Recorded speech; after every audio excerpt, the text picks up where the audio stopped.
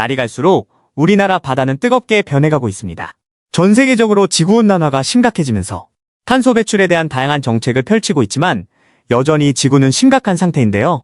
앞으로 2050년 우리나라 앞바다의 평균 수온이 1도 가까이 상승할 전망이기 때문에 국내 수산 자원이 뒤바뀔 수 있는 심각한 상황이라고 볼 수 있습니다.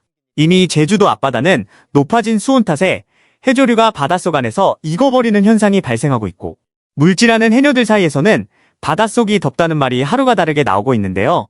바다에 있는 양식장 또한 폐사율이 점점 높아지고 있으며 어획량이 감소해 결국 소비자 물가 또한 막대한 피해를 끼칠 수 있을 것으로 예상되고 있습니다. 지난해 우리나라 연안의 평균 수온은 평균적으로 18.09도였는데요. 50년 전과 비교했을 때 크게 오른 수치입니다.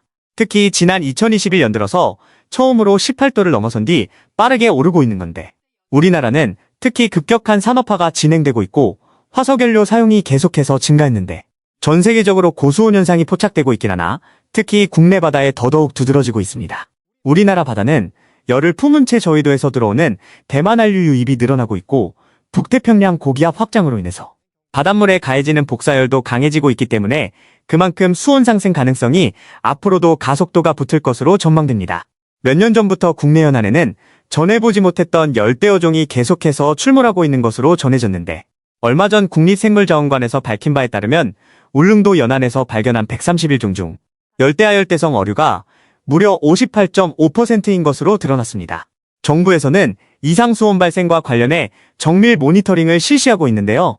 아직까지는 예측하는 기술이 부족해 이와 관련한 기술 보완을 할 예정이라고 덧붙였습니다. 우리나라 바다가 따뜻해지면서 먹을 수 있는 수산자원이 부족해진다면 결국 해외에 이를 의존해야 하는데, 그럴 경우 경제적으로도 큰 타격이 올 수 있는 매우 위험한 현상이기에 앞으로 고수온 현상을 가정해서 총어용 어획량을 조금씩 조절해 나가고 수산물 수입국을 다각화하는 등 미래 대비를 철저하게 할 것을 발표하기도 했습니다.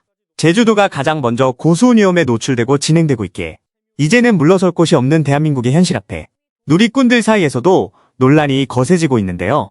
바닷물이 차갑지가 않아서 깜짝 놀랐다며 이게 다 사람의 욕심 때문에 이렇게 변해간 것이라는 쓴소리가 이어졌습니다. 전 세계적으로 바닷물 온도가 높아지고 있고 다양한 자연재해가 동반되고 있지만 여전히 지구를 지키려는 움직임이 부족하다며 비단 우리나라만 변해서는 안 되고 지구 전체 나라들이 변하지 않는다면 결국 열대기후로 변해가는 건 시간 문제라고밖에 생각할 수 없는데, 지금이라도 경각심을 가지고 한 사람 한 사람 모두가 지구를 지키려는 노력을 시작할 때라고 볼 수 있습니다.